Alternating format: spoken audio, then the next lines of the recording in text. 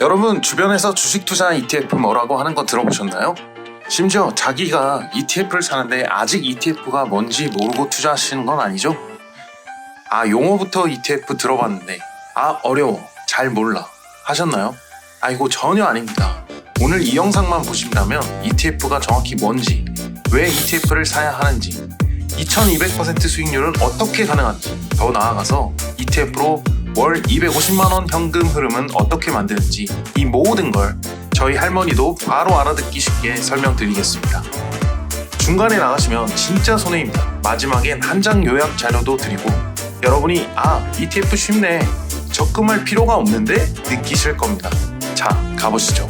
ETF를 샐러드 한 그릇으로 이해하면 정말 쉽습니다. 먼저 재료부터 볼게요. 개별 주식은 말 그대로 낱개 재료예요. 이 재료들을 한번 보세요. 푸른잎 채소는 이건 삼성전자 같은 대형주, 든든한 기초자산입니다. 단백질, SK 하이닉스, 엔비디아처럼 성장이 정말 두드러지는 종목이라고 생각해보세요. 탄수화물은 인덱스나 채권처럼 포만감과 안정감을 주는 자산이고요. 토핑 드레스 등은 금, 달러, 리츠 같은 포인트 자산인 셈이죠. 자, 이걸 우리가 직접 맞추려면 재료를 각각 사고 손질하고 비율까지 전부 내가 고민해야 하죠. 시간도 돈도 엄청 많이 듭니다.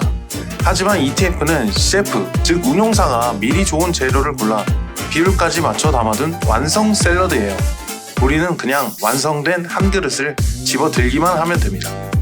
주식 앱에서 클릭 딱 한 번으로 모든 걸 담는 느낌이죠. 중요한 건 지수 추종 같은 어려운 용어보다 ETF의 본질은 분산 투자라고 이해하시면 됩니다. 샐러드는 한 재료가 오늘따라 컨디션이 별로여도 다른 재료가 맛과 영양을 든든하게 보완해줍니다. ETF도 마찬가지로 한 종목이 하락을 많이 하더라도 다른 대형 주식 인덱스나 채권 등이 하락을 보태줍니다. 또 셰프들은 샐러드바를 시즌마다 제철 재료로 메뉴를 손보듯 운용사도 ETF를 정기적으로 업데이트합니다. 덜 신선한 재료, 즉 부진한 기업은 빼버리고 요즘 가장 싱싱한 재료, 전망 좋은 상위 기업들로 재구성해요. 이걸 ETF에서는 리밸런싱이라고 합니다. 영어 단어는 굳이 기억 안 하셔도 됩니다. 시즌마다 업데이트를 해서 늘 신선하고 균형 잡힌 상태를 유지한다고 생각하시면 됩니다. 결과적으로 우리는 상위 재료가 자동으로 보강이 되는 다양한 재료가 있는 샐러드를 저비용으로 간편하게 살 수 있는 셈입니다. 샐러드는 셰프가 만들잖아요. 아까 말했듯 ETF는 운용사들이 만듭니다. 그럼 국내 셰프 운용사들은 누가 있는지 볼까요? 삼성자산운용은 코덱스, 미래에셋 자산운용은 타이거, 신한자산운용은 솔, 하나자산운용은 아리랑. 이들 운용사들이 바로 앞서 설명드린 샐러드 ETF를 만듭니다. 그래서 ETF 이름을 예로 들어 설명하자면 삼성자산운용이 파는 미국 대표 주식 500개로 이루어진 샐러드는 코덱스 미국 S&P 500입니다. 마찬가지로 미래에셋 자산운용이 파는 상품은 타이거 미국 S&P 500이 되는 식이죠. 국내 셰프들을 살펴봤으니 이제 해외 원조 셰프들은 누가 있는지 알아볼까요? 이들은 ETF의 본 고장인 미국 시장에서 가장 크고 유명한 운용사들입니다. 블랙록은 아이셰어즈라는 브랜드로 IVV, S&P 500, HGG, 종합채권 등 다양한 메뉴를 제공합니다. 뱅가드는 VOO, BNB 같은 저비용 상품으로 유명하고 스테이트 스트리트는 스파이더라는 이름으로 SEY처럼 세계 최초 ETF를 만든 곳이기도 합니다. 인베스코는 성장주에 집중한 QQQM 품으로 유명하고 슈왑은 배당주에 초점을 맞춘 배당 퀄리티 같은 인기 상품들을 내놓고 있습니다. 예를 들어 블랙록 운용사가 만든 미국 주식 대표 500개 샐러드 정식 이름은 iShares Core S&P 500 ETF입니다. 이름이 너무 길죠? 그래서 미국 주식시장에서는 이 긴 이름 대신에 IV와 같은 알파벳 3-4글자 그 짧은 단축 코드를 사용합니다. 이것이 바로 미국 주식 투자자들이 사용하는 티커 코드입니다. 영어는 원체 기니까 줄임말을 저희보다 좋아한다 생각하시면 됩니다.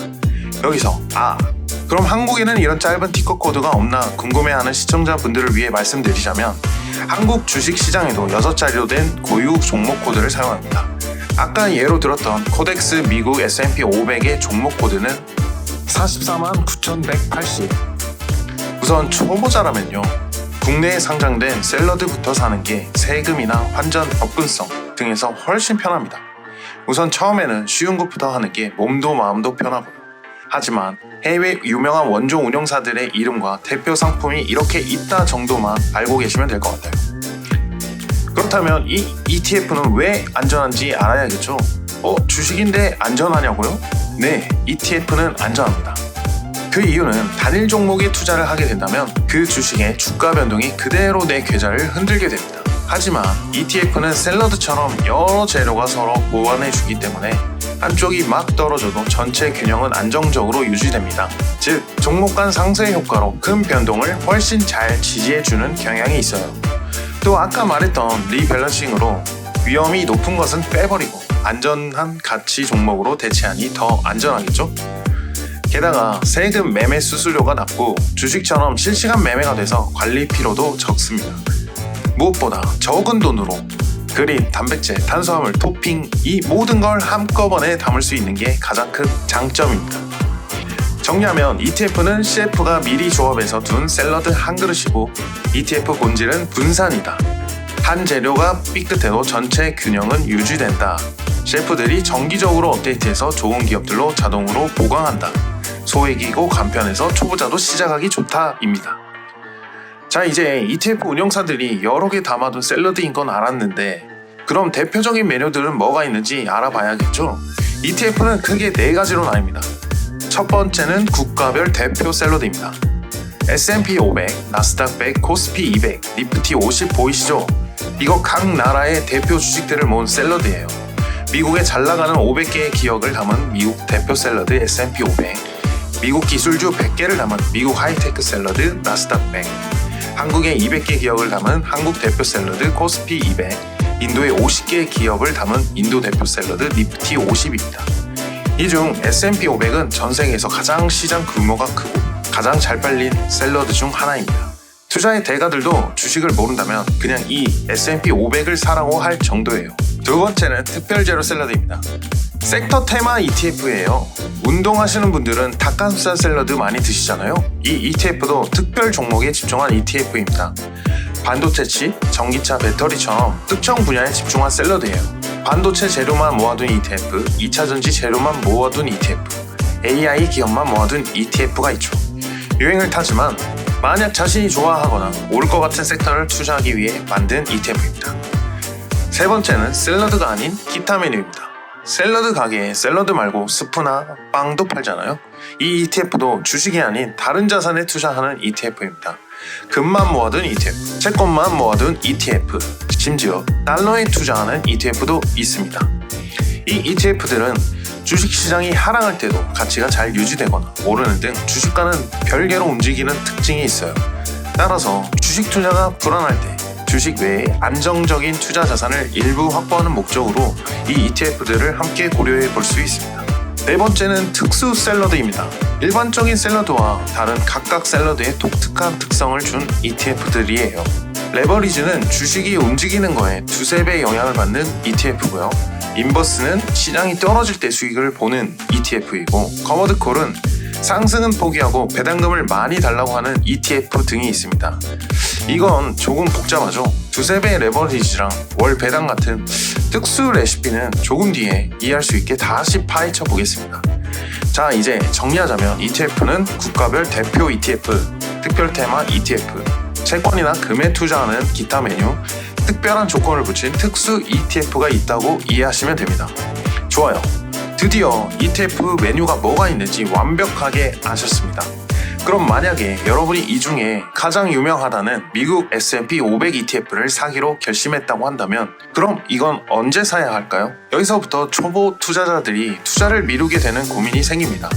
샐러드 가격이 쌀 때까지 계속 기다려야 할까? 지금 가격이 너무 비싼 건 아닐까? 결론부터 말씀드리면 우리 샐러드 재료, 즉 주식 가격이 언제 가장 싼지 알 수 없습니다. 오늘이 싼가? 내일이 더 싸지나? 세계에서 아무도 알 수 없는 고민을 시작하는 겁니다. 그럼 ETF로 돈을 번 사람들은 어떻게 벌었나 보면 샐러드를 정기적으로 사는 겁니다. 그냥 딱 날짜를 정하고 매달 내 월급 30만원어치 S&P 500 샐러드를 사야겠다. 이렇게 정해두고 기계처럼 꾸준히 사는 겁니다. 가격이 비쌀 땐 샐러드를 조금밖에 못 사겠지만 반대로 가격이 쌀 땐 샐러드를 왕창 많이 살 수 있습니다. 비쌀 땐 적게, 쌀 땐 많이 사서 결국 평균 가격이 안정화됩니다. 이렇게 꾸준히 사다 보면 내 샐러드 평균 구매 가격, 즉 평단가는 아주 안정적으로 맞춰집니다. 많은 전문가들이 공통적으로 하는 말이 있어요. 시장이 폭락해서 공포스러울 때 팔면 안 된다는 겁니다. 언제 반등할지 모르니 시장에 계속 머무르는 게 중요하다고 말이죠. 타이밍 재느라 고민하지 마시고 계속 꾸준히 사는 게 중요합니다. 시장이 흔들려도 결국에는 여러분의 자산은 복리로 꾸준하게 상승할 겁니다.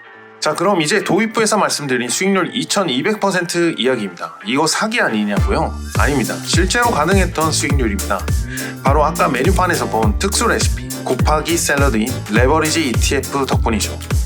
미국 나스닥 100 지수를 일매로 따라가는 샐러드는 QQQ가 있습니다. 이 ETF는 나스닥이 1% 오르면 이 ETF 가격도 1% 오릅니다. 그런데 여기서 곱하기 3배를 하는 겁니다. 그 샐러드가 바로 TQQQ입니다. 이 ETF는 나스닥이 1% 오를 때 3배인 3%가 오릅니다. 만약 시장이 오르기만 한다면 100만원이 110만원이 되는 동안 3배 ETF인 TQQQ는 130만원이 되고 이게 매일 복리로 쌓이면 그렇게 엄청난 숫자가 되는 거죠.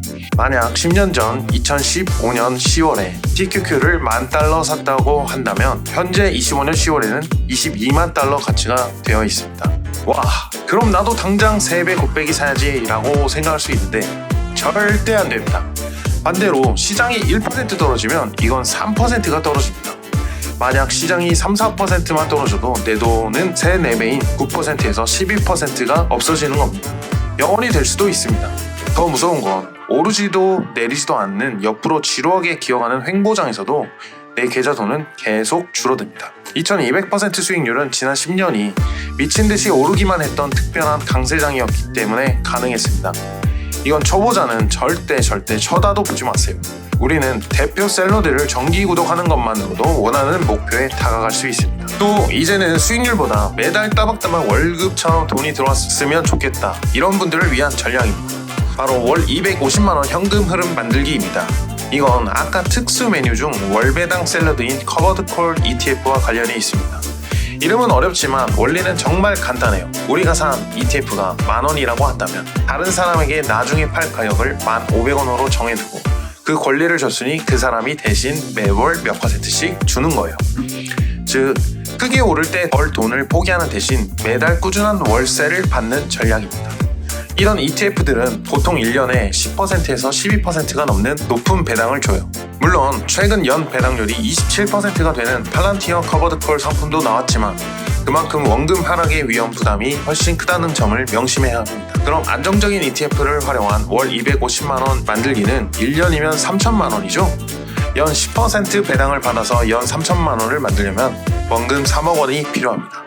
이 커버드 콜 ETF는 이미 목돈을 모으신 은퇴자분들 혹은 당장 퇴사 후 현금 흐름이 급하게 필요하신 분들에게 정말 유용합니다. 주가가 크게 오르지 않아도 매달 생활비를 만들 수 있으니까요. 하지만 이제 막 돈을 모으기 시작한 사회 초년생이라면 월세보다는 자산 자체가 쑥쑥 크는 게 더 좋겠죠? 자, 오늘 정말 긴 시간 저와 함께 해주셔서 고생 많으셨습니다. 할머니도 이해하는 ETF 마지막 한 장 요약입니다. 어떠신가요? ETF 어려우셨나요? ETF를 통해 여러분의 자산이 복리로 자라나길 바랍니다. 다음에 더욱 알찬 내용으로 찾아오겠습니다. 구독과 좋아요 잊지 마시고 여러분의 성공적인 투자를 응원하겠습니다. 감사합니다.